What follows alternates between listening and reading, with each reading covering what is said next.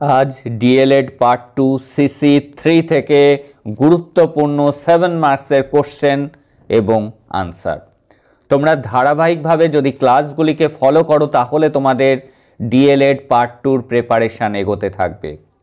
Preparation যদি ভালো থাকে সেক্ষেত্রে পার্সেন্টেজ ভালো হওয়া মানেই টেট কোয়ালিফাই করে মেরিট লিস্টে জায়গা করে নেওয়া। আর তোমরা জানো যে ডিএলএডের এই পার্সেন্টেজটি মেরিট লিস্টে জায়গা পাওয়ার জন্য কতটা জরুরি।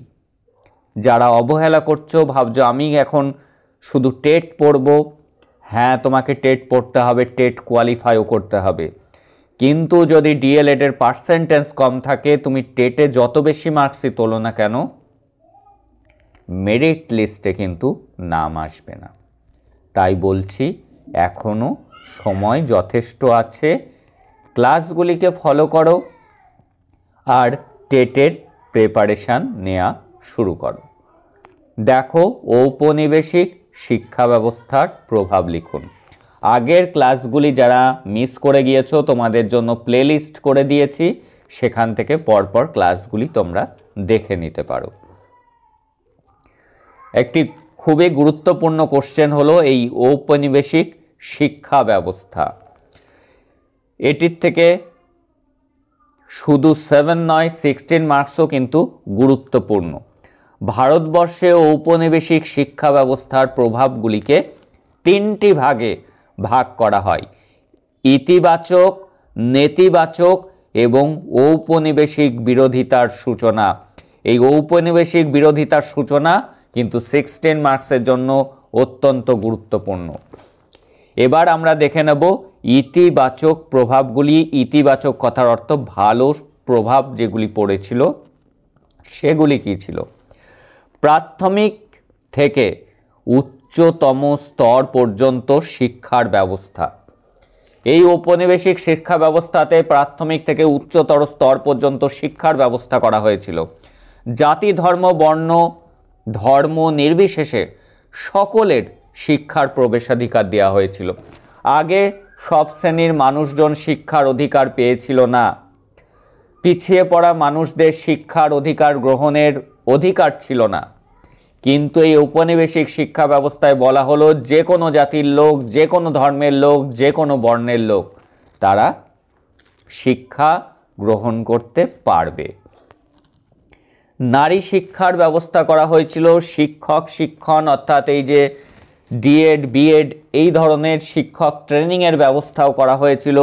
বৃত্তির ব্যবস্থা করা হয়েছিল অর্থাৎ স্কলারশিপের, কারিগরি শিক্ষার ব্যবস্থা, ভোকেশনাল ট্রেনিংয়ের ব্যবস্থাও কিন্তু করা হয়েছিল ঔপনিবেশিক শিক্ষা ব্যবস্থায়। মেধাবৃত্তি দেওয়া হচ্ছিল, যারা মেধাবী তাদের জন্যও কিন্তু স্কলারশিপের ব্যবস্থা ছিল। সুগঠিত শিক্ষা বিভাগ এবং পরিবর্তন ব্যবস্থা। শিক্ষা বিভাগটাকে সুগঠিত করা হয়েছিল এবং আগের জরাজীর্ণ নিয়ম কানুনগুলোর পরিবর্তন করা হয়েছিল। জনসাধারণের মধ্যে একটি অংশকে শিক্ষার প্রয়োজনীয়তা সম্পর্কে সচেতন করা। জনসাধারণের মধ্যে তখন শিক্ষা সম্পর্কে ধারণা খুবই কম ছিল, কারণ আমাদের দেশের ম্যাক্সিমাম লোক সেই সময় কিন্তু নিরক্ষর ছিল। এই জনসাধারণের একটি অংশকে শিক্ষার প্রয়োজনীয়তা সম্পর্কে কিন্তু সচেতন করা হয়েছিল এই ঔপনিবেশিক শিক্ষা ব্যবস্থাতে। শিক্ষার পরিবর্তনের জন্য বিভিন্ন কমিশন গঠন করা হয়েছিল, এটি খুবই গুরুত্বপূর্ণ, এবং তাদের কোনো কোনো ইতিবাচক সুপারিশকে কার্যকরী করা ইত্যাদি। এবং তারা যেসব সুপারিশ করেছিল তার মধ্যে যেগুলো ইতিবাচক অর্থাৎ ভালো ছিল সেগুলিকে কার্যকরীও করা হয়েছিল। এইবার আমরা দেখে নেব নেতিবাচক কী প্রভাব পড়েছিল। নেতিবাচক প্রভাবের মধ্যে অর্থাৎ কুফল অর্থাৎ খারাপ কী প্রভাব পড়েছিল। স্থানীয় জনসাধারণের চাহিদা সত্ত্বেও প্রাথমিক শিক্ষাকে সার্বজনীন এবং বাধ্যতামূলক করা হয়নি।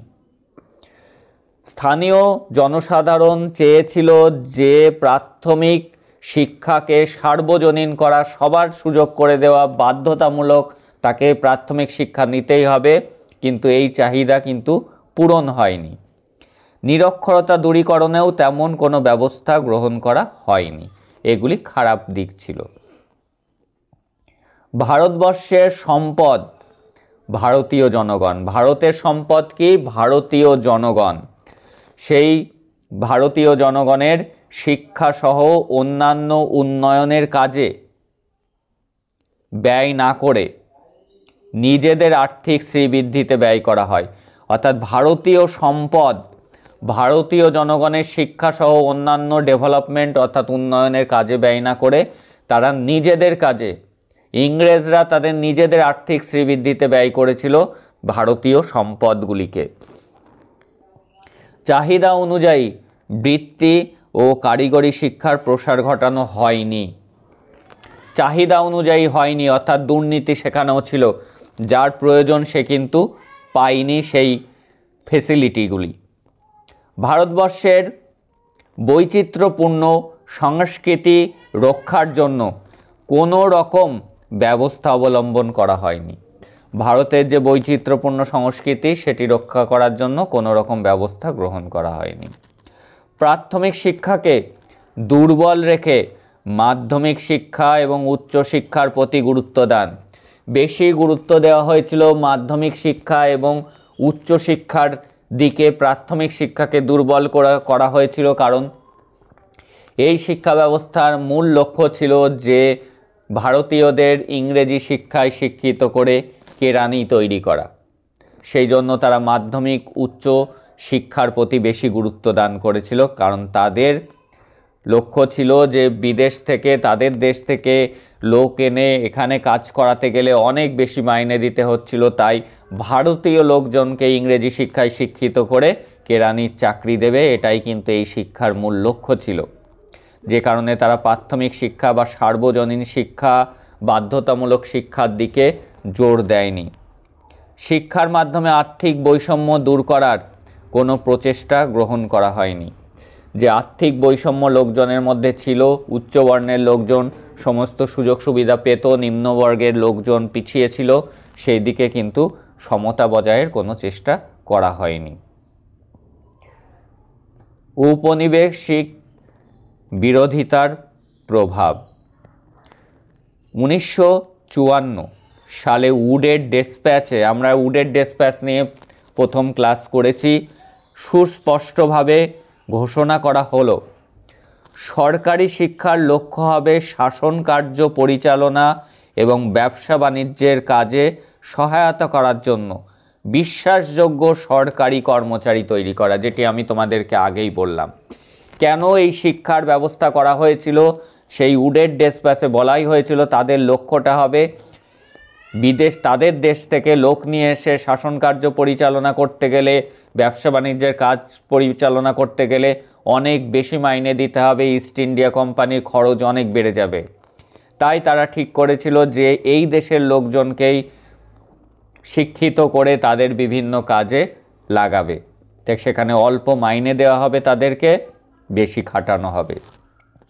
তাহলে কি 1854 সালে উডের ডেসপ্যাচে সুস্পষ্টভাবে ঘোষণা করা হলো সরকারি শিক্ষার লক্ষ্য হবে শাসন কার্য পরিচালনা ও ব্যবসা বাণিজ্যের কাজে সহায়তা করার জন্য বিশ্বাসযোগ্য সরকারি কর্মচারী তৈরি করা।